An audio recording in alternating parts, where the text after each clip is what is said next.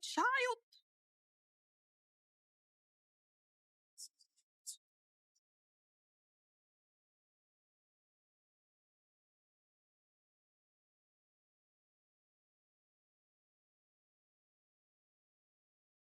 June 13th, 2003. It's a hot Friday evening in Prince George's County, Maryland, a sprawling suburb on the edge of Washington, D.C. It's a fairly urban area. There's about 1 million people in Prince George's County. At 6 p.m., many of the commuters are heading home after working in the nation's capital. Lots of federal government workers lived in the suburbs of Prince George's County. It's more family-oriented and has more of a small-town feel. By 7 o'clock, one federal employee, Latoya Taylor, hasn't made it home yet. Hello? And her mother receives a troubling phone call. What? It was the daycare, and they were calling and saying Latoya's late. She needs to pick the kids up. I understand. Let me try to call her. That immediately set off alarm bells. Latoya would never leave her children at daycare. She's always there, and if she can't be there, she always makes arrangements for somebody to get her children. Not even kind of just sending my mother a message going, hey, I'm going to be late or what have you. Nothing. Was just very out of place. Latoya's mother tries repeatedly to contact her daughter. And it went to voicemail. So I called it again. And I'm like, Latoya, where are you? Baby, if you get this, give me a call. Let me know that you're okay. I'm going to go and pick up the kids now. No one had heard from her. All of a sudden, Latoya was missing. 26-year-old Latoya Taylor was a hardworking single mother who came from a tradition of government service.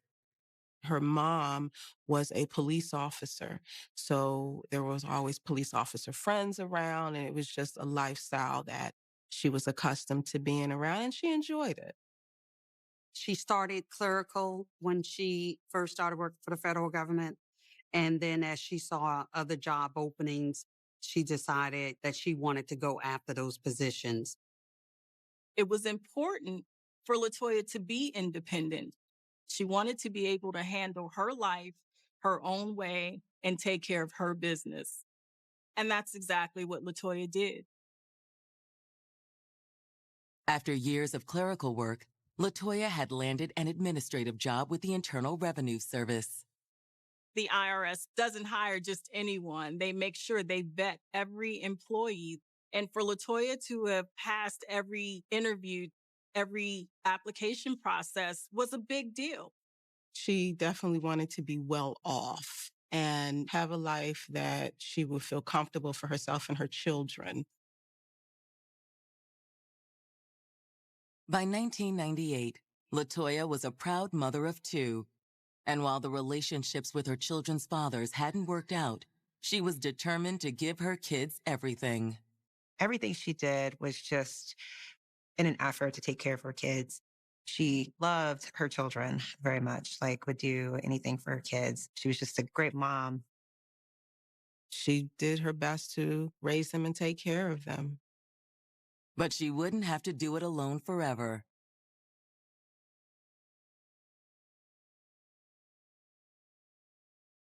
In the fall of 1999, Latoya reconnected with an old flame from high school, 24-year-old Issa Santiago, and quickly fell in love. Latoya and Issa rekindled the flame, and sparks flew. Issa was tall. Issa was handsome. He was charming. However, it wasn't just Issa's looks that attracted Latoya. He would come over and he would help her with the kids, and she loved that about him, but she was in love with him. She was very much in love with him. There was definitely passion in the relationship that the two of them had together. They definitely had a fiery relationship. Ever since they were in high school, there was something about Issa that kept Latoya coming back for more. The couple's bond seemed solidified when Latoya and Issa welcomed a child of their own. In September 2002, they had a baby girl. She was beautiful. Issa and LaToya were proud parents. Even with a newborn, Issa and LaToya never took the next step in their relationship and lived separately while raising their daughter and continuing their romance. While the situation came with challenges, it seemed to work for the couple. LaToya and Issa was just this bond that no one else could understand. They still wanted to be together, but just not every day. Is she asleep? From LaToya's perspective, she loved Issa, but she was not about to allow herself to be dependent on a man. She was one of the first of her friends to have her own home. LaToya was doing just fine. She didn't need to cohabitate to co-parent. That's just the type of person she was, able to work on her own and not worry about anybody helping her. I gotta go. Okay. And while LaToya didn't worry about needing the help, Issa also wanted to provide for his daughter. He was there. He was willing to contribute financially.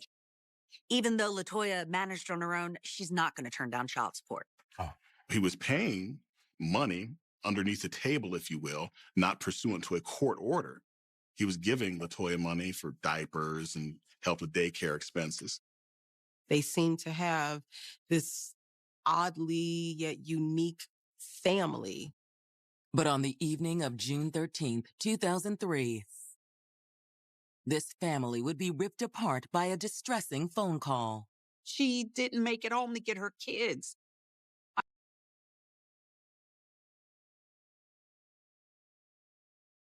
They don't want me involved with the investigation because I am the mother of the missing person. That would compromise things. And if they had wanted me involved, I couldn't have helped them. I really couldn't help them. I was a zombie walking around. I just could not believe that LaToya went missing.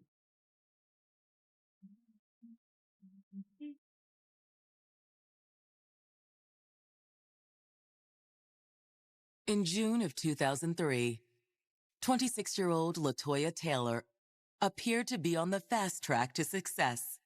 She was doing very well. She had her job with the IRS. She had her own place. She was raising her kids and just being a great mom. But on the evening of June 13th, the devoted mother of three failed to pick up her kids from daycare. Hello?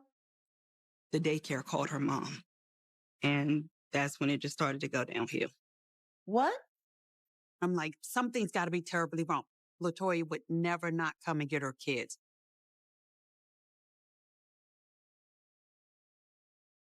During the drive to pick up LaToya's children from daycare, her mother, herself an officer with Prince George's County PD, calls her commanding officer. Her mother actually was a Prince George's County police officer at the time, so she knew the proper procedures to get the resources going. Yes. Yes. Could you go ahead and get that started for me? And I told my sergeant that I need someone to run by the subway station and check for her car. What her fellow officers find confirms her worst fears. They got to the subway and they saw a car there. Once they found a car, I knew that was it. Something was wrong. Prince George's County Police open a formal investigation into LaToya's disappearance. At that point, it's like a race of time to find out what happened to her and where's she at. Detectives' first move is to review the security footage from the IRS building where LaToya worked. It was a federal building. There were cameras everywhere. The surveillance footage from the IRS shows LaToya leaving the building. She starts angling over to the left, and unfortunately, there's a truck in the way. After a few seconds, this truck pulls off, and then you see this Jeep Cherokee. You do not see her get in the Jeep on video. However, when the truck drives away, there's no sign of LaToya anywhere in the parking lot. That was that. That was where the trail ended. Investigators know they need to find that Jeep. Unfortunately, the surveillance video gives them little in the way of clues.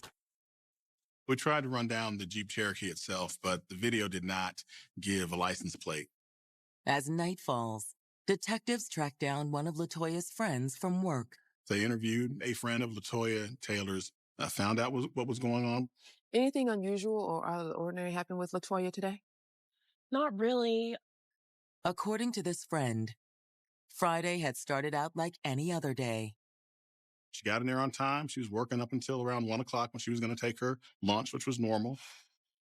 Then at lunchtime, LaToya's routine suddenly changed.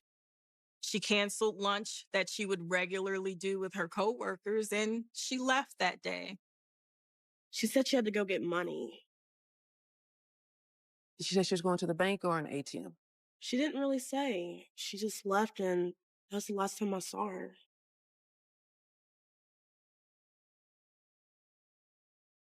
With the security footage and LaToya's coworker an apparent dead end, detectives reach out to LaToya's mother. They came out to my house. They just started trying to take reports, just trying to track her steps. I'm sorry, ma'am. We're doing everything we can. I know. It's still hard. We found surveillance footage of her leaving work, possibly getting into a Jeep. I don't know of anyone who owns one. Detectives knew they had to ask tough questions, but they needed to know if one of LaToya's exes would have wanted to harm her, maybe out of jealousy. LaToya's children's fathers would never have harmed a hair on her body. Is there anyone else in her life we should talk to? Isa Santiago, that's her boyfriend. Are they living together? No, their setup is very unusual. Unusual, how so? LaToya was fiercely independent. She wasn't in a hurry to have Issa move into her space, into her home, which she earned on her own. Detectives knew they needed to speak with him. Here's his number. Find my daughter.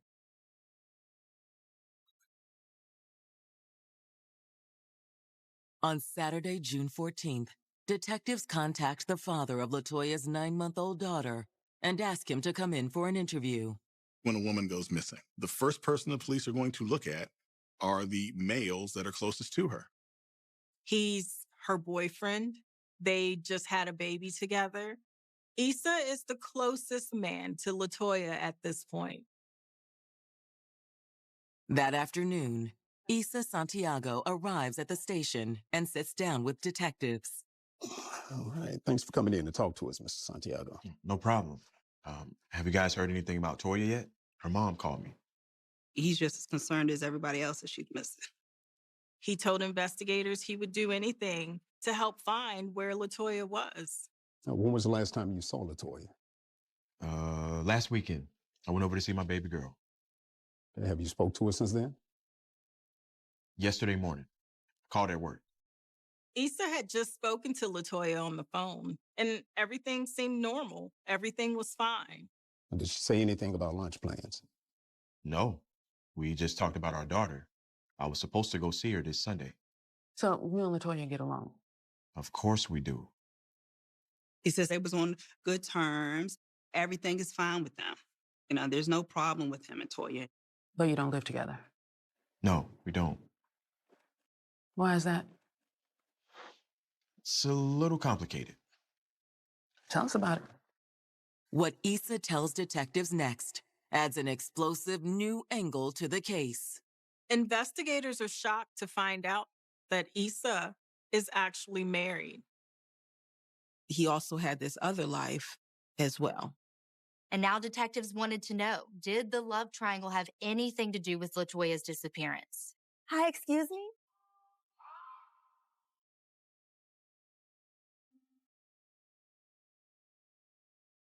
Detectives investigating LaToya Taylor's disappearance have just uncovered the shocking truth about her relationship with Issa Santiago. In addition to being the father of LaToya's 9-month-old daughter, Issa was also married to another woman. As he described it, there was a bit of a love triangle going on between the three of them. Look, I didn't mean for it to happen that way. It just did. The dating relationship between Issa and Toya was a fiery one. I think that they felt as though they loved one another, but Issa wasn't always faithful. Issa tells detectives during his on-again, off-again relationship with LaToya, he met and fell in love with a woman named Ava. Ava became his primary focus. He was spending more and more time with her and less with LaToya. But you kept seeing LaToya even after you married Ava. Yeah. Under no circumstances was he going to leave his wife for LaToya, but then he also wasn't leaving Toya. He wanted both. At first, Issa had tried to keep the situation a secret from both of the women in his life, but LaToya eventually found out. What's that?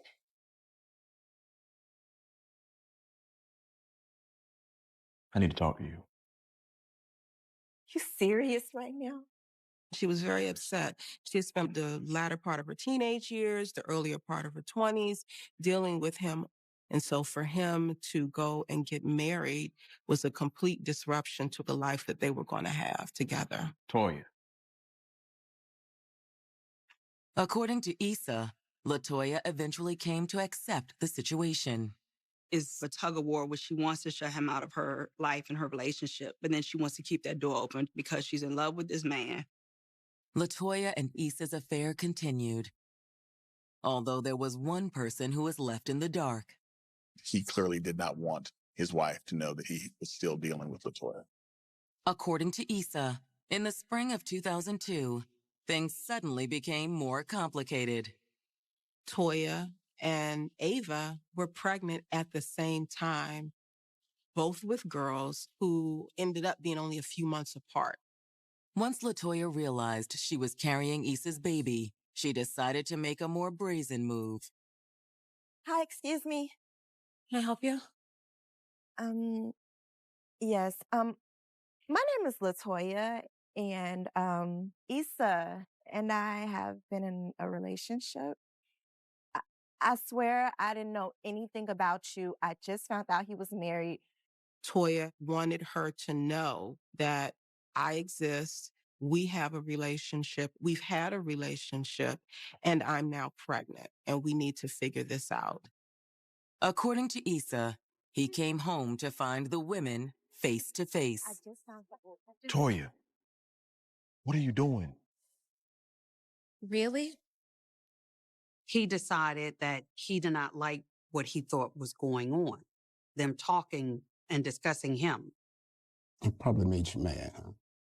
Ava was going to find out eventually. How'd Ava take it? Not well. Issa says he smoothed things over with Ava by promising the affair was over. But in secret, he continued to see LaToya and his child. He and his wife and LaToya ended up in a pretty rocky love triangle. And unfortunately, a lot of drama comes in those situations. But did this domestic drama have something to do with LaToya's disappearance? Where were you yesterday around 1 o'clock? Me and Ava went running errands until we picked the baby up from daycare. And when was this? 4:30. If he was telling the truth, that would give Issa and Ava alibis for when LaToya disappeared. You're free to go. Thank you. After talking to Issa, detectives need to verify details of his statement. They discovered some interesting facts that Issa conveniently left out. Issa Santiago and LaToya Taylor had a 2001 documented case where there was a domestic incident. Although Issa was never convicted, he was charged. Police reports were filed. The charge ended up getting dropped. Detectives also discover that LaToya had taken out an order of protection against Ava. Ava had also filed one against LaToya. She was mad at her husband, but she seemed to be more mad at Toya for messing with her husband, for having a baby with her husband, as if Toya had done these things by herself. Considering the animosity between them, detectives decide it's time they talked to Ava Santiago. Thanks for coming in to talk to us, Ms. Santiago. I ain't got nothing to say to you. I just have a few questions to ask you. Well, I'm not answering them. She kept telling the police she wanted to speak to a lawyer. Detectives promptly end the interview, with their suspicions of Ava now heightened. Okay, well, sit tight. Why wouldn't the wife be a suspect? He had an ongoing relationship with LaToya while he was in this marriage. I definitely don't put it past her to have had something to do with it, especially if she knew about, this whole love triangle with my sister. Had Ava done something to her rival? Issa's story gave her an alibi, but he could have been covering for his wife. However, before detectives take a closer look at Ava, they get a phone call that changes everything. DC police believe they found the mysterious Jeep from the surveillance video. It's found burning at 5 o'clock in the morning. When investigators found out who the car belonged to, it took the investigation to a whole new level.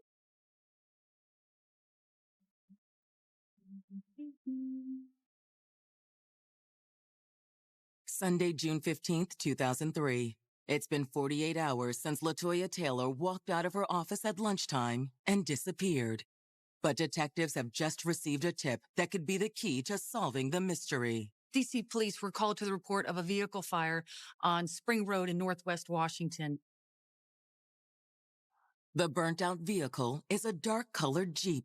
The Jeep matched the one in the surveillance footage that detectives believe LaToya got into before she went missing. There's no body. No one perished in the fire. Police run the Jeep's license plate through the registration database and make an alarming discovery.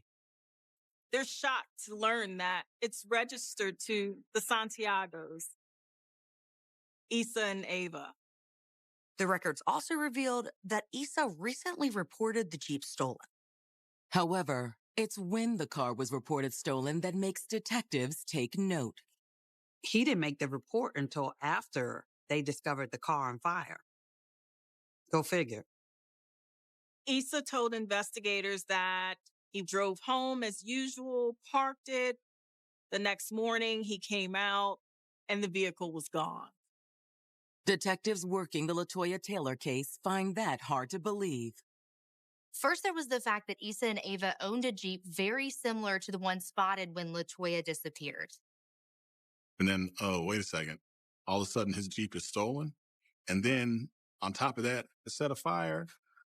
There's not that much coincidence in the world. There just isn't. Detectives have the burned Jeep towed to the crime lab for analysis and immediately find more reason to doubt Issa's story. The ignition isn't what we call popped. The car wasn't hot-wired, anything of that nature. The forensic team also finds that some of the Jeep's interior survived the fire. Even though the Jeep was burned, it didn't burn up everything. In the back, we still had some carpet that you could get some good samples from. However, the forensic search fails to turn up any evidence of foul play. Tests didn't turn up any traces of blood or anything of that nature. Nothing to put LaToya in that vehicle. Detectives still don't know what happened to LaToya. They hope a subpoena for her phone records will generate a lead. This is still a missing persons report. Nobody's been accused of a crime at this point. So they really got LaToya's records to see if they might show at least where her phone is. This is 2003. We didn't have the tracking that we know today. We're not talking about GPS-type locations. We're talking about what cell tower is the phone pinging off of. So you can't pinpoint anybody based on this technology, but you can get general areas.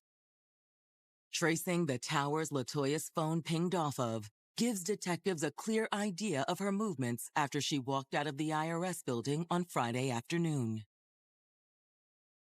Her cell phone basically tracks down Route 5 onto Route 3. It's a southern highway going down through Maryland into Charles County, and maybe a mile or so before the Potomac River Bridge.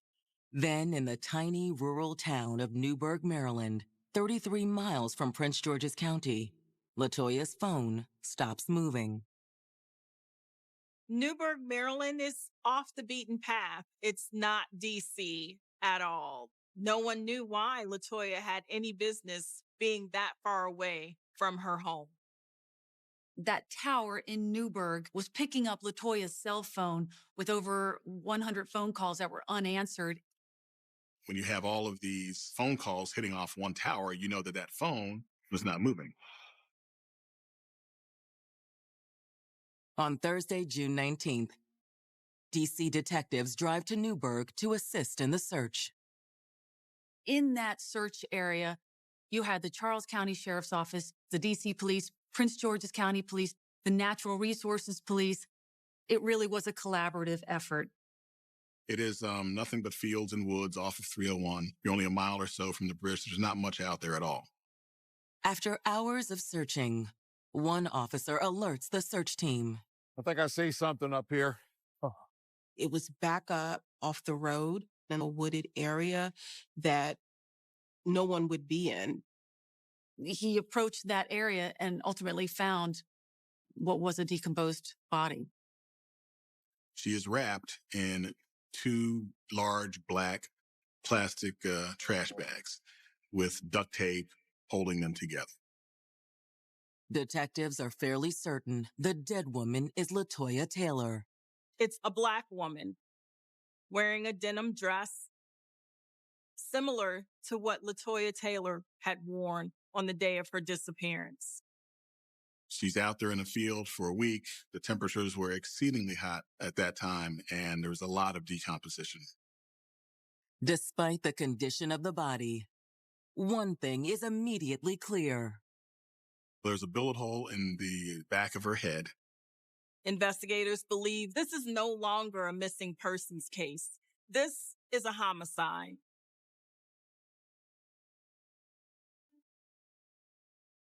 June 19th, 2003.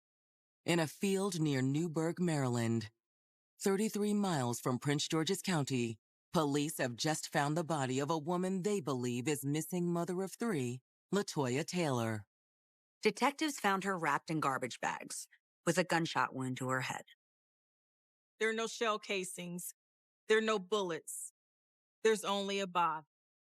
The vegetation was mashed down and it looked like a vehicle had maybe driven up to where the body was left.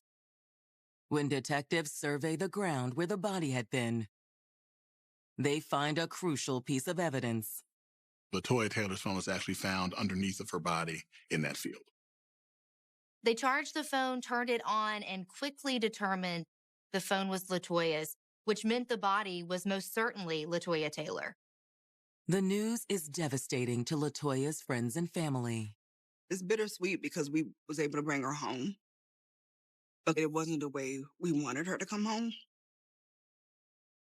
I couldn't believe they just told me that my sister was not alive. He told me they needed to talk to me. He said they found a body. I thought my world was over. The next day, the medical examiner performs an autopsy and finds no evidence of a struggle, nor any traces of the killer's DNA. But she does recover one potentially useful clue from LaToya's remains. The autopsy was able to find a couple of carpet fibers. Those carpet fibers were eventually compared to the carpet from the rear of the burnt out Santiago Jeep. And they came back from the FBI as being consistent with fibers that were found in that Jeep. Those fibers proved that LaToya Taylor had been in that Jeep after she was killed. With this bombshell piece of forensic evidence, detectives turn up the heat on their main suspects: LaToya's boyfriend, Issa Santiago, and his wife, Ava. At that point, detectives weren't sure if Issa or Ava were behind the murder or if both were involved.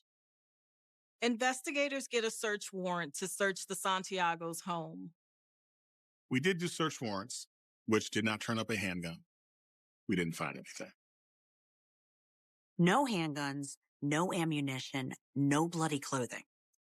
Nothing to indicate they were involved in the homicide. Next, Detectives turn their attention to the couple's alibi for the afternoon of the murder. Issa had told investigators that he and Ava had been running errands all day and they had picked up the baby together. But when detectives contact the daycare to see if Ava and Issa picked up their child together, his story collapses. According to people at the daycare, Ava had been alone. A call to Ava's employer reveals that the rest of Issa's story about running errands with her is also a lie. Ava's employer told investigators that she had been at work all day. We know that she was at work at least as of 4:45, which means that she would not have been with him. Ava is now crossed off investigators' list. But if Issa wasn't with his wife, where was he? Hoping to track Issa's movements the afternoon LaToya was killed, detectives subpoena his cell phone records.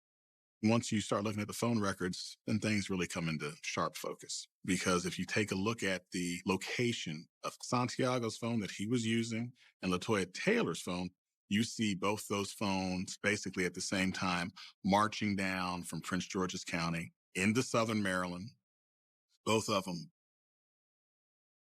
The cell phones paint the picture that clearly Esau and my sister were together. Detectives track both phones all the way to the field outside Newburgh where LaToya's body was found. My sister's cell phone stays out there with her. His cell phone comes back. After comparing the phone records, detectives feel they have enough evidence to make an arrest. But it will take almost a year to get the warrant they need to bring Issa in. It wasn't until the grand jury handed down their indictment that the Maryland State Police were able to locate Issa and apprehend him. On May 24th, 2004, 11 months after finding LaToya's body, the authorities take Issa Santiago into custody. Issa did not put up a fight. He was brought into the Forestville barrack, and he invokes his right to an attorney. Look, I'm not saying anything. We don't need you to. What do you mean? LaToya was seen getting into a Jeep you own. We have forensic evidence that proves that she was in your car the day she died. And your phone put you in Newburgh where the body was found. It was you, Issa. Stand up. I want my lawyer. Stand up. Issa was ultimately charged with second-degree murder. Now that Issa Santiago is in jail, the question is whether or not prosecutors can keep him there. This is a circumstantial case, and circumstantial cases are always a problem. They didn't have any witnesses. They didn't have a murder weapon. And they didn't have a murder location. There was a real concern Issa Santiago was going to get off scot-free.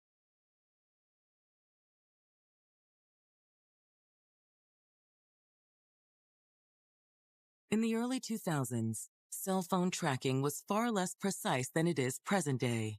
Original methods could position a phone within 38 square miles of a tower. However, today, cell phone triangulation can pinpoint a phone's location within 3/4 of a square mile. May 24th, 2004. Hands behind your back.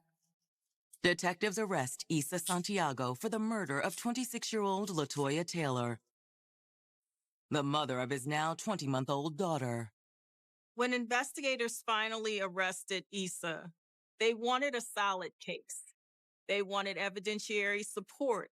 They wanted justice for LaToya Taylor. It took a while.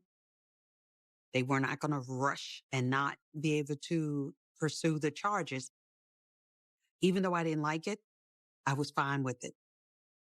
Because I knew once they got him, that was it. Now it's up to prosecutors to make the murder charge stick.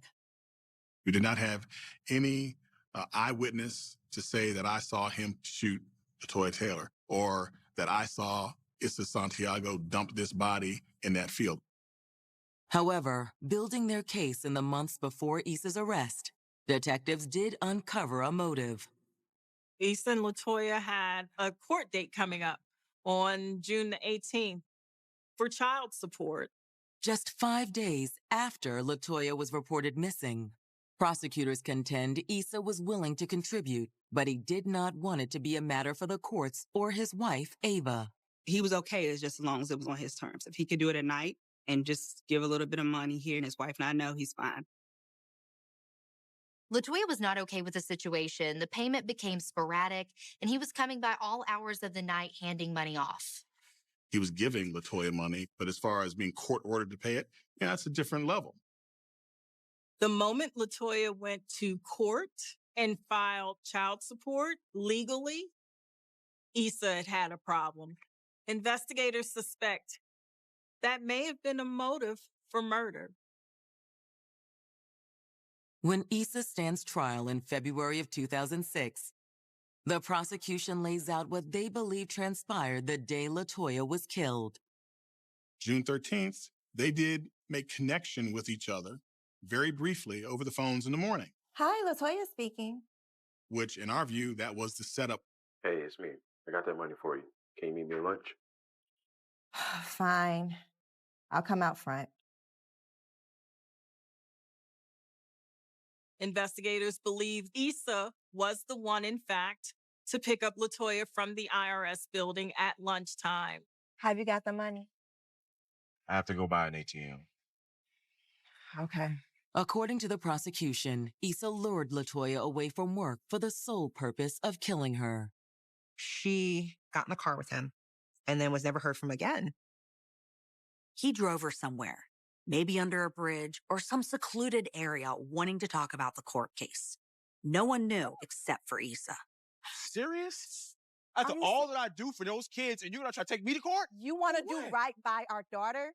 Then show up to court. Everything was fine until you filed those papers. Go, look, Issa, I don't have time for this. Take me to work now. You know what? He cowardly puts a bullet in the back of her head. And then he goes into cover-up mode. He cleans up and he bags her up, puts tape around her to hold her there. He starts driving down to Charles County, dumps her body, and drives back up. According to prosecutors, the final piece of the puzzle was tracking the phones of both Issa and LaToya. The cell phones are aligned, going in the same path. It's a no-brainer that he was driving the vehicle that took my sister to this field where she was dumped at and left there. Prosecutors theorize that Issa must have disposed of the gun on the way back from Newburgh. Then, once back in D.C., after detectives started asking questions about LaToya's disappearance, Issa disposed of his Jeep, too. To back up their theory, prosecutors presented the jury with the tiny carpet fibers recovered from LaToya's body that matched the interior of Issa's Jeep. The forensics, the phone records, and the upcoming child support hearing all pointed to Issa as LaToya's killer. There's proof and then there's proof, right? There's just too much coincidence for any reasonable fact finders to say, well, maybe this, maybe that. Will the jury agree?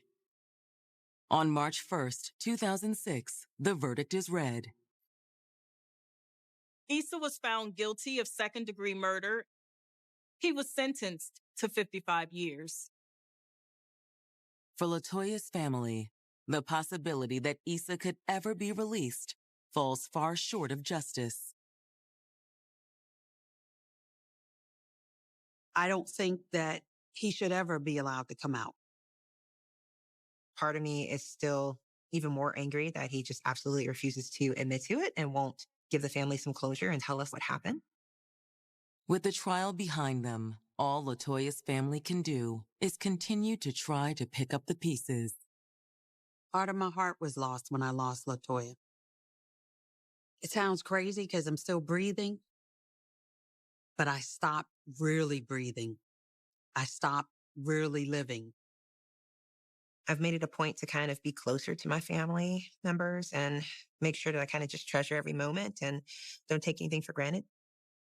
There's still a part of me that just feels like I'm never going to ever be the same person I used to be.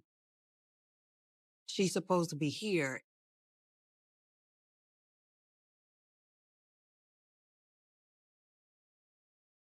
Locally, The Secret Service was finally beginning to map the infection. In the L.A. field office, Special Agent Christopher Toledo stood before a massive whiteboard. Red pins were blooming across the map of the United States like a terminal rash. It's the same signature, Toledo said, tapping a forensic report. Strain H to H38. It started in downtown LA, but now we've got hits in Florida, New Jersey, and even a couple in London. This isn't a hobbyist. This is an industrial-scale operation using consumer-grade hardware. The labs say they're using newsprint and hairspray. His partner, Matthew Mayo, added. Mayo was a man of quiet intensity, an undercover specialist who lived in the shadows. The hairspray trick is killing the retailers. By the time the bank spots the fake, the passer is 3 counties away. Toledo looked at the map, his eyes narrowing. Every criminal leaves a fingerprint. They might not leave it on the glass, but they leave it in the work. This guy, he's proud. He's showing off. He thinks he's found a way to outrun the math. Can he? Mayo asked. Toledo turned away from the map. Nobody outruns the math forever. The more you print, the more noise you make. And eventually, the noise leads us back to the source. Chapter 6, The Calling Card. Albert's greatest strength was his efficiency, but it would also become his calling card. In the world of government printing, the Bureau of Engraving and Printing uses a rotating system of plate numbers. On the front of a genuine $100 bill, there are tiny alphanumeric codes like G32 or E12 that indicate which specific plate was used. These numbers change with every batch. When Albert scanned his perfect $100 bill, he captured the codes H2 and H38. Because he was an engineer, he saw no reason to change them. In his mind, the code was part of the image, and the image worked. Why deviate from a successful blueprint? Over the next 2 years, Albert printed over $7 million. And every single one of those bills, millions of them distributed across the globe, carry the exact same plate numbers, H2 and H38. To the Secret Service, this was a beacon in the dark. It allowed them to filter out all other counterfeits and focus solely on the H to organization. They began to track the velocity of the money, looking at where the bills were first detected. The epicenter was undeniable. Los Angeles, January 14th, 2008. A young man walked into an H&M in a busy LA mall. He was dressed in trendy clothes, but his eyes were darting toward the security cameras. He tried to purchase a stack of designer t-shirts with 10 $100 bills. The clerk was a 20-year-old student who had just finished a training seminar on fraud. She ran the pen it stayed yellow. But then she held one bill up to the light. The watermark of Benjamin Franklin looked tired. The eyes were slightly misaligned, as if the founding father were suffering from a localized stroke.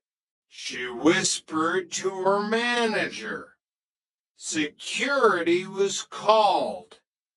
The young man, who had no criminal record and was just looking for a way to pay off his student loans, panicked.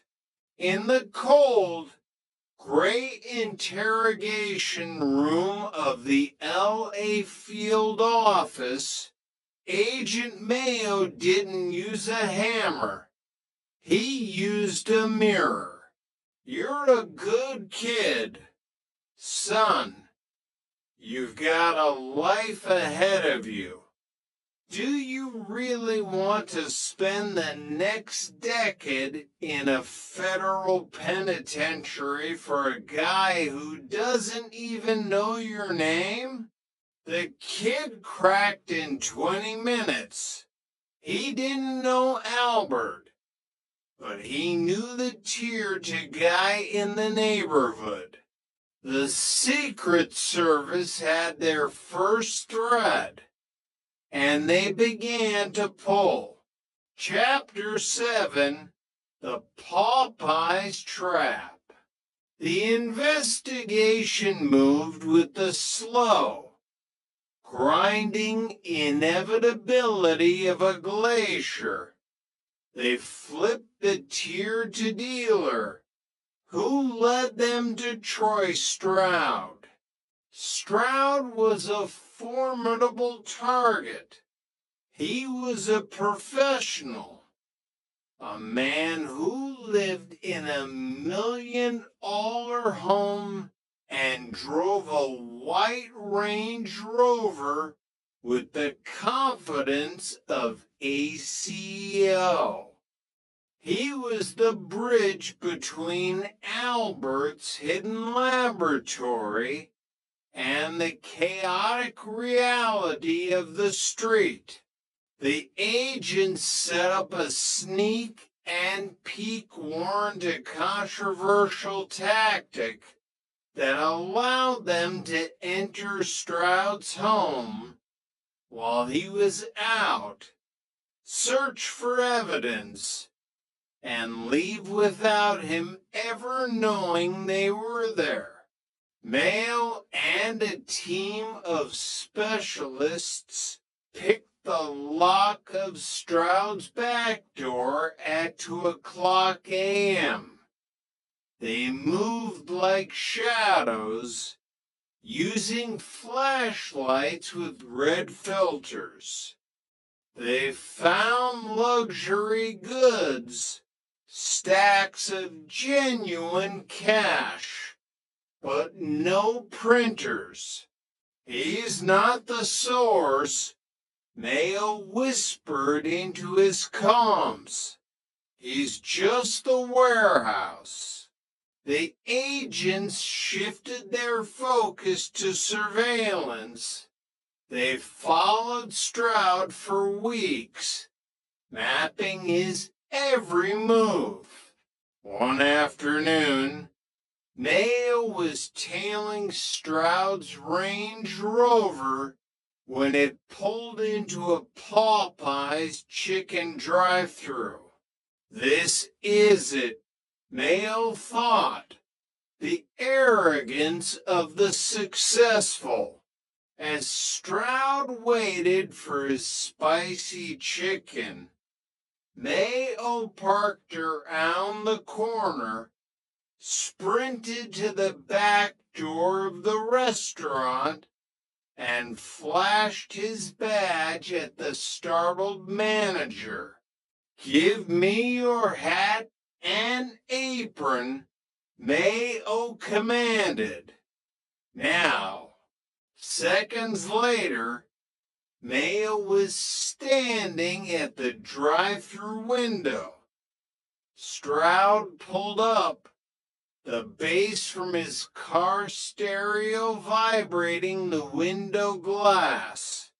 He reached out and handed Mayo a $20 bill. Mayo didn't need a microscope. He felt the waxy coating of the Aquanet. He saw the H to plate number. "Enjoy your meal, sir," Mayo said, handing back the change in clean government money.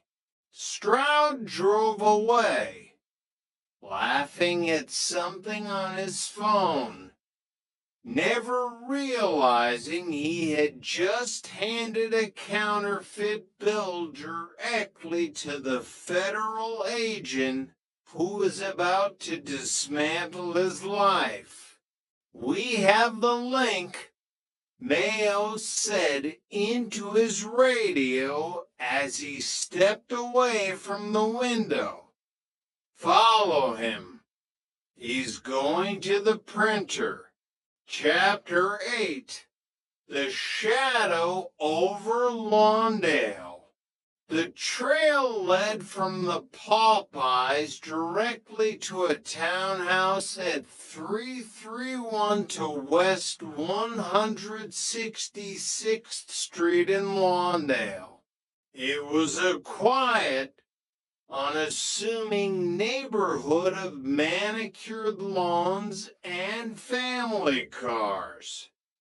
But the Secret Service knew that behind the beige stucco walls of Albert's home, a factory was running 24/7s. "We need the kill shot evidence," Toledo insisted. They began a series of high-risk trash pulls. Every Tuesday morning, long before the sun rose over the Pacific, agents dressed as sanitation workers would swap Albert's trash bags for identical ones. In a secure room at the field office, the garbage was treated like a sacred text. They found what they were looking for: tiny slivers of newsprint with the distinctive green ink of a $100 bill's corner. Hundreds of empty ink cartridges drained of their cyan and magenta blood. A prescription bottle for Albert Talton.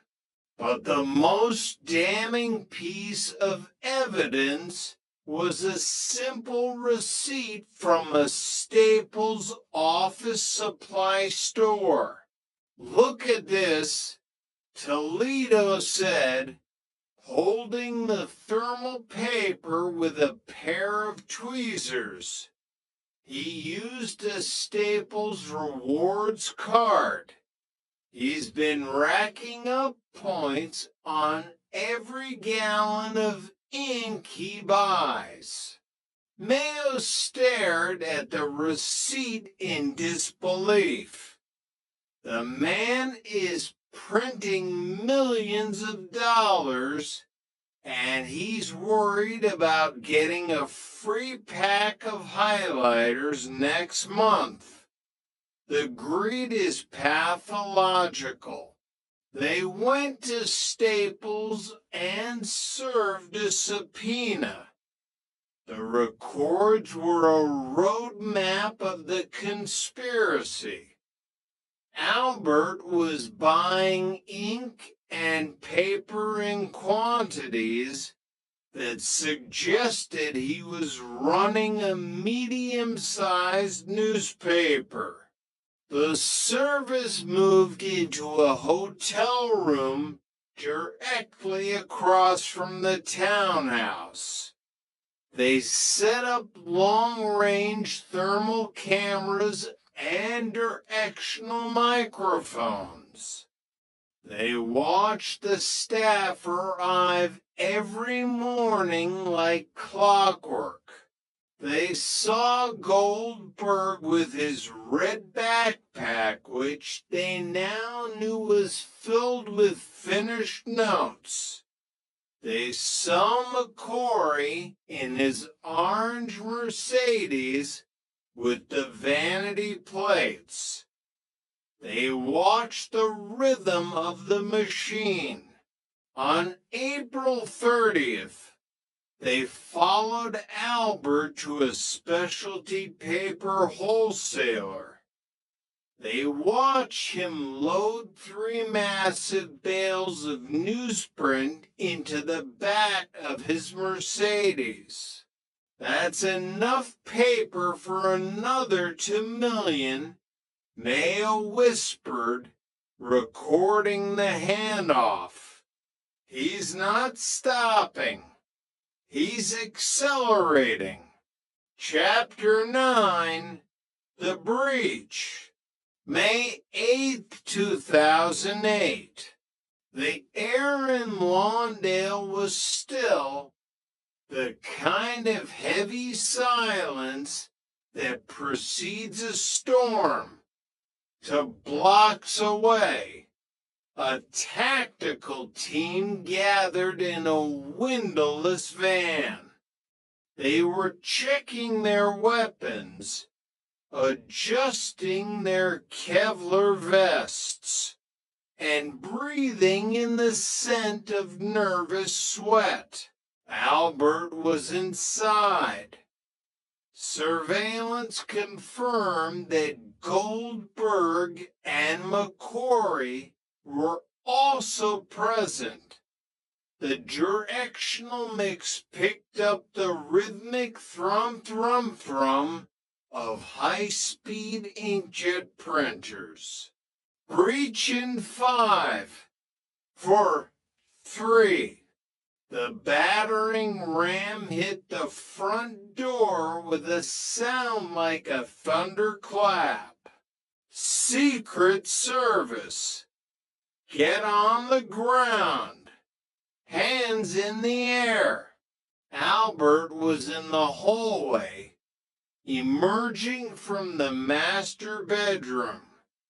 He saw Agent Mayo the man from the Popeyes window now wearing a tactical vest and aiming a Glock 17 at his chest. Albert didn't reach for a weapon. He didn't try to flush the evidence. He simply stopped, looked at the agents swarming his home, and dropped slowly to his knees. He looked tired. almost as if the weight of his own empire had finally become too heavy to carry. The house was a vision of industrial madness.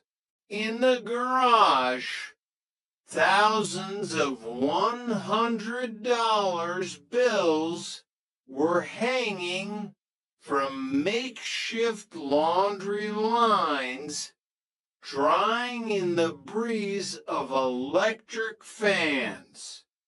In the kitchen, the glue station was covered in the sticky residue of his alchemy. Toledo walked into the spare bedroom, the server room. He moved the mouse of the main computer.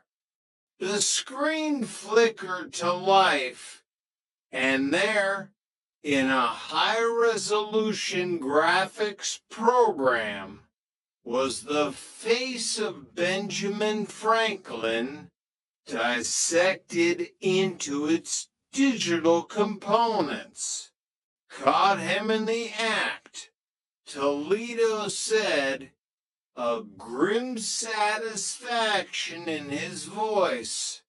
He didn't even have time to hit delete. They recovered $162,000 in finished notes and $1.4 million in partials. It was the largest digital counterfeiting seizure in the history of the United States. The ghost had been captured. Chapter 10, The Proud Confession. In the interrogation room, Albert Talden didn't act like a defeated man. He sat upright, his eyes bright with the spark of an engineer who had finally found an audience that truly understood his work. I have to know, Agent Toledo said, leaning across the table, the hairspray trick. Why Aquanet? Why not a professional fixative? Albert smiled a genuine, warm smile. Professional fixatives are too thick. They change the snap of the paper. Aquanet has a specific polymer chain that is almost identical to the finish on a new Treasury note. It's not about the brand. It's about the chemistry. For the next 4 hours, Albert didn't just confess, he lectured. He spoke about the RGB color balance required to offset the yellowing of recycled newsprint. He explained the exact pressure needed to bond the two plies without creating air bubbles. He talked about the internal watermark as if it were a work of fine art. It was a perverted version of the American dream. Matt Jenkins, the prosecutor, would later tell the press. He didn't think he was a criminal. He thought he was a competitor. He thought he had built a better mousetrap. And the mousetrap snapped. Toledo reminded him. Albert looked at his handcuffed hands. I didn't lose because the engineering failed. The engineering was perfect. I lost because the world is too small for that much success. You can't be a king in a room this crowded. Chapter 11, The Hammer of Justice.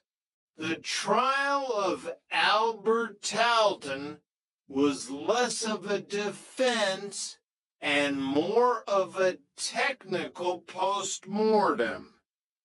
Federal prosecutors laid out the evidence with surgical precision. They didn't just have the money, they had the trail of rewards points, the Popeyes receipt, and the testimony of the men who had once called him a genius. David Goldberg was the first to fold. In the witness stand, he didn't look like a master criminal. He looked like a man who had been swept up in a current he couldn't swim against. I was just there to play chess. Goldberg told the court, his voice barely a whisper. But then I saw the money in the oven. He offered me a job. And, well, it was the easiest money I'd ever seen. The judge looked at Albert. There was no remorse in Talton's eyes, only a quiet, analytical distance. He watched the proceedings as if he were studying a system he hadn't yet figured out how to crack. The sentencing was a cold reality check. 9 years in federal prison. You are a man of considerable intellect, Mr. Talton. The judge said, the words echoing in the wood-paneled courtroom, that you chose to use your gifts to attack the very foundation of our economy is an affront to every citizen who works an honest job. You didn't just print paper, you printed lies. As Albert was led out of the courtroom, he saw Allison Sewell in the back row. She was crying, her face buried in her hands. He didn't look away. He didn't offer a sign of comfort. He was already calculating the days, the hours, and the logistics of a new environment. The empire was dismantled in a matter of weeks. The Aston Martin, the Mercedes-Benzes, and the 7 flat-screen TVs were seized and sold at auction. The banks moved in on the houses. The Tier 1 brokers Stroud and McCory received their own sentences, ranging from months to years. The pyramid had collapsed, leaving nothing but a pile of worthless paper and a group of broken men. Chapter 12, The Invisible Millions. The hardest hit were the giants of retail. Target, Macy's, and Walmart reported millions in losses. The H to H38 notes had seeped into their systems like a toxin, undetected by pens, scanners, and human eyes. In the final tally, the Secret Service estimated that Talton had circulated over $7.2 million of worthless money. His bills had reached all 50 states and 9 foreign countries. He changed the game, Kelly Harris said, standing once again in the specimen vault. She was looking at a map of the world, dotted with H to detections.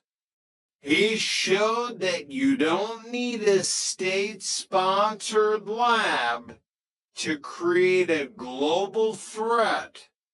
All you need is a consumer-grade printer and enough arrogance to try. But for every bill the Secret Service recovered, thousands remained in the wild. They were hidden in shoeboxes, tucked into wallets, and circulating through the hands of people who had no idea they were holding a digital ghost.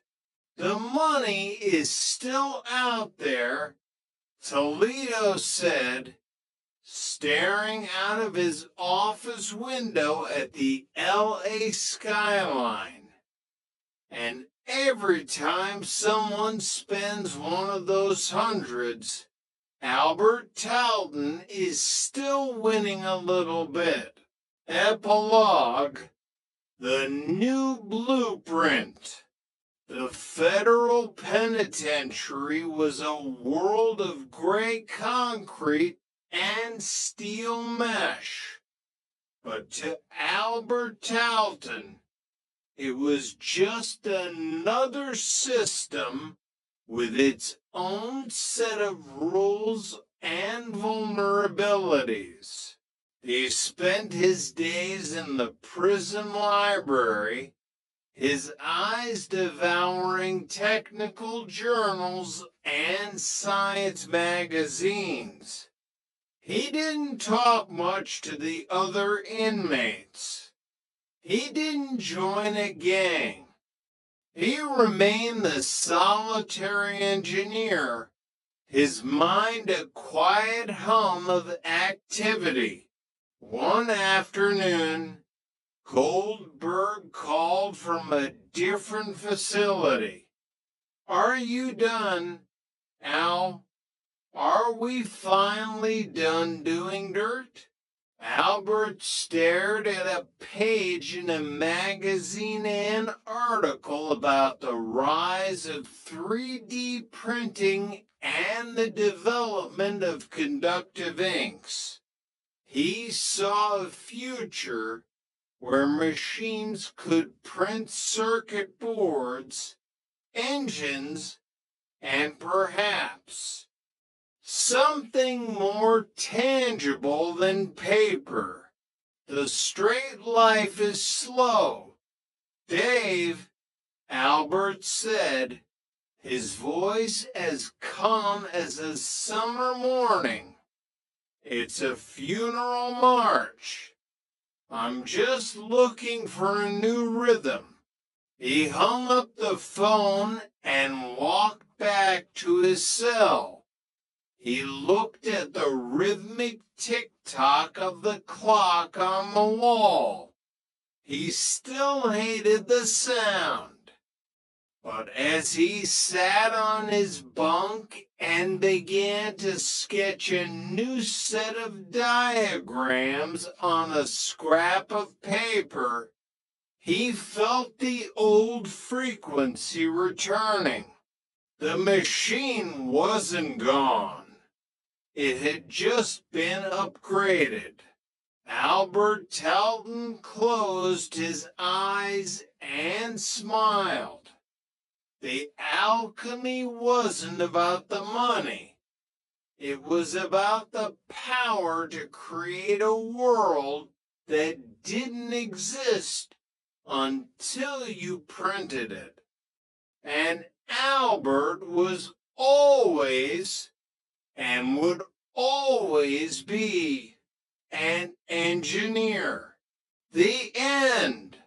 Phantom Fortunes. Book 1. The Architects of Illusion. Prologue. The Anatomy of a Mark. Greed is not a sudden explosion. It is a slow, methodical rot. It creeps into the foundations of human ambition, disguising itself as necessity, then as comfort, and finally, as an unquenchable thirst for supremacy. In the span of a single decade, the American dream was weaponized by two men who understood a fundamental flaw in the human psyche. People desperately want to believe in miracles. They want to believe in a magic pill that can reverse the cruel march of time. And they want to believe in a golden algorithm that can turn a modest savings account into a kingdom of wealth.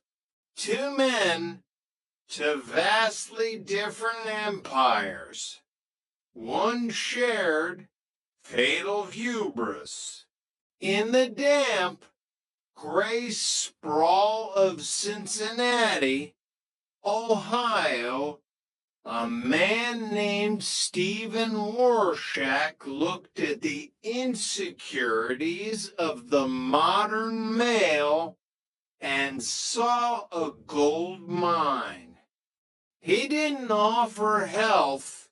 He offered an illusion of vitality packaged with a knowing grin. 1,000 miles away, beneath the sweltering, opulent canopy of Atlanta, Georgia, a man named Kirk Wright looked at the hard-earned fortunes of doctors, businessmen, and gladiators of the gridiron. He didn't offer them investments. He offered them exclusivity, wrapping his phantom ledgers in bespoke suits and Ivy League charm. They never met. They operated in entirely different spheres of commerce. Yet, their trajectories were inexorably linked by the sheer audacity of their deceptions. They built castles in the sky, financed by the stolen futures of thousands. This is not just a story of stolen millions. It is a story of how the very promise of a better life was distorted into a labyrinth of empty bank accounts, shattered marriages, and a final, desperate exit in the dead of night. Chapter 1, The Alchemist of Cincinnati. Cincinnati, Ohio, 1996. The basement smelled of old cardboard, damp concrete, and desperation. It was a far cry from the glass and steel corner office Stephen Warshak believed he was destined for. At 37, Stephen was a man composed of sharp angles and relentless nervous energy. He paced the length of the subterranean room, navigating between folding tables stacked high with cheap plastic bottles and mailing labels. The hum of a single, overworked dehumidifier provided a steady soundtrack to the birth of Berkeley premium nutraceuticals. Stephen, line 3 is ringing again.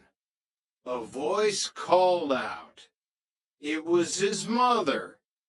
She sat perched on an uncomfortable metal chair, a headset strapped over her hair, a spiral notebook in front of her.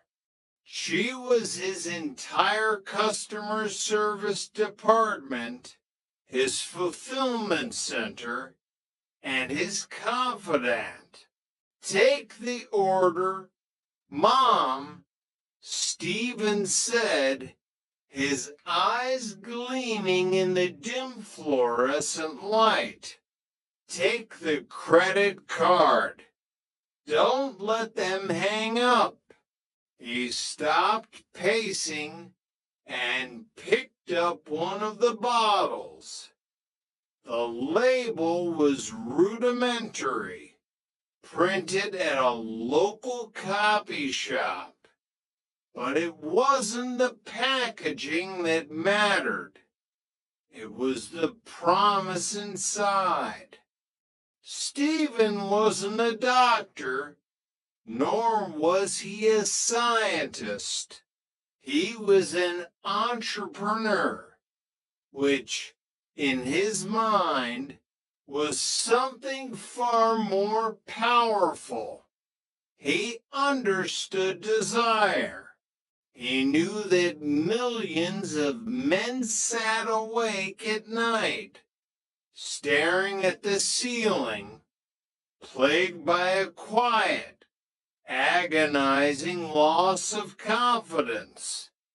They felt their youth slipping away, their vitality fading. They wouldn't talk to their doctors about it too embarrassing. They wouldn't talk to their wives about it too shameful. But they would gladly fill out a mail order form in the back of a men's magazine. Done, his mother said, pulling off the headset with a sigh. Another to bottles heading to Nevada. Stephen, are you sure about this? The margins. The margins are fine. Mom, it's a shoestring operation right now. But it's proof of concept. Stephen slammed the bottle down on the table. A sudden surge of adrenaline making his hands shake. We're not selling vitamins. We're selling a resurrection. We just need to get it in front of more eyes. He walked over to a corkboard pinned with torn pages from Playboy, Penthouse, and Outside Magazine. His early advertisements were crude, tucked away in the back pages alongside ads for X-ray specs and hair loss tonics. They were tasteless, relying on blatant, almost juvenile promises of male enhancement. But they were working. Every time a man flipped to the back of the magazine, cloaked in the privacy of his own garage or bathroom, Stephen was there, waiting. "We need to go bigger," Stephen muttered, tracing a finger over a grainy ad. "The back pages are for bottom feeders. We need the mainstream. We need a face. Someone who doesn't look like a sleazy salesman. Someone who looks like the guy next door. The guy who figured out the secret." He began to sketch on a legal pad. He didn't draw a pill. He didn't draw a scientific diagram. He drew a smile, an impossibly wide, confident, knowing smile. "What are you doing?" his mother asked. "I'm creating our new best friend," Stephen replied, the corners of his own mouth turning upward. "And he's going to make us rich." Chapter 2: The Illusion of Alpha.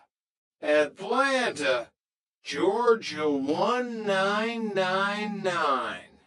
Kirk Wright did not do basements. Kirk Wright existed in a world of polished mahogany, clinking crystal, and panoramic views of the city skyline. He sat at the head of a table in a private dining room at the Capital City Club, looking effortlessly immaculate in a charcoal brioni suit. He was young, barely 30, but he carried himself with the gravitas of a Wall Street veteran. His master's degree from Harvard was his shield. His eloquence was his sword. Across the table sat two anesthesiologists.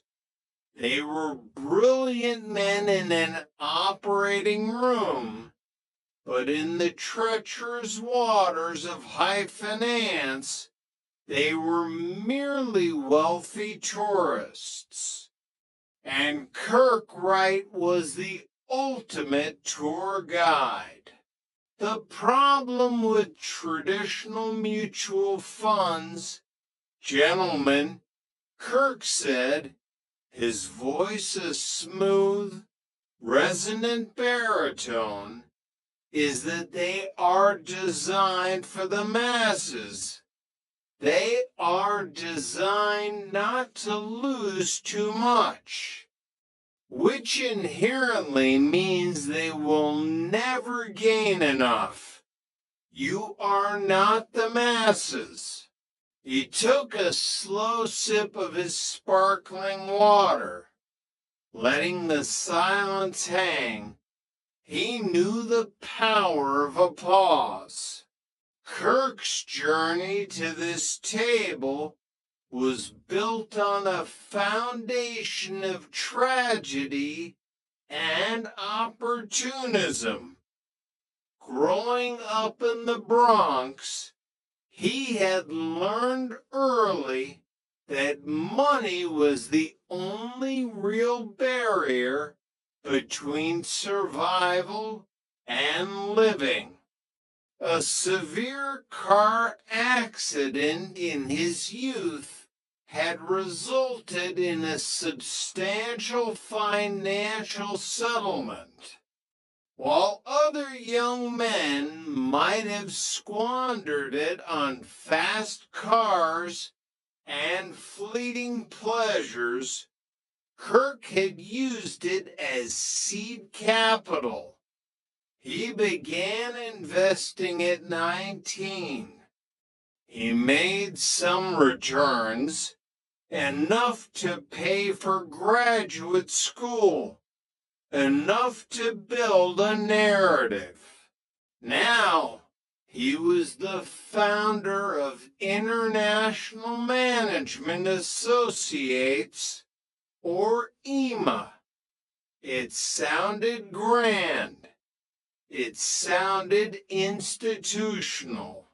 What I employ, Kirk continued, leaning forward slightly, bringing the doctors into his confidence, is a proprietary algorithmic approach.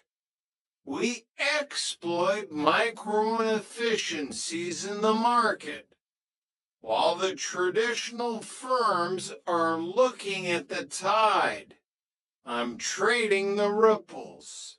One of the doctors, a man with graying temples and a nervous habit of tapping his Rolex, leaned in. And the returns? Kirk didn't blink. For my private tier, we've been seeing consistent yields hovering around 20, sometimes 25% annually. In a good month, my Taurus fund can spike much higher. It was an outrageous claim. In the world of legitimate finance, a consistent 20% return was the holy grail, near impossible to sustain without massive risk. But Kirk delivered the lie with such absolute conviction, such bored certainty, that to question him felt like an insult to his pedigree. I have a friend, Kirk added casually, Calvin Paris, brilliant man, invested 100,000 with me in November. By December, his market value statement showed an increase of $40,000. In 1 month, the doctors exchanged a look. It was the look of men who had just been offered the keys to a kingdom they didn't know existed. The city of Atlanta was booming. A new class of young, affluent professionals was rising, particularly within the African American community. Kirk Wright was perfectly positioned. He was one of them, yet he possessed the arcane knowledge of the financial elite. We have a lot of colleagues. The second doctor said, his voice thick with newfound enthusiasm. People with capital. People who don't have the time to micromanage their portfolios. I don't take just anyone, Kirk replied smoothly, playing the final card of his psychological hand scarcity. I keep the fund small to remain agile. But if they are serious investors, I can perhaps make room. When the lunch concluded, Kirk walked out into the humid Atlanta heat. He hadn't just secured the clients, he had secured an entire network. He had recruited his apostles. As the valet brought her on his sleek Jaguar, Kirk felt a familiar tremor in his chest. It wasn't fear. It was the thrill of the grift. There was no proprietary algorithm. There was no magic formula. There was only the money coming in and the money going out, and the ever-growing gap in between that he would have to fill tomorrow. But tomorrow was a long way off. Today, he was a king. Chapter 3, The Anatomy of a Smile. Cincinnati, Ohio to 001. The basement was gone.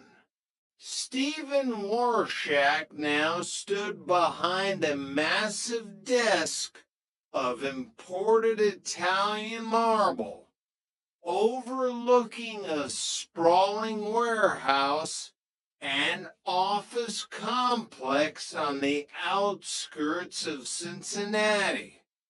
The shoestring budget had mutated into a multi-million-dollar war chest. The product was called Anxiety. It billed itself as the once daily tablet for natural male enhancement. But the true genius of Anxiety wasn't the mixture of herbs and placebos inside the blue capsules. The genius was the marketing campaign that was currently playing out on a bank of television monitors mounted on Stephen's office wall.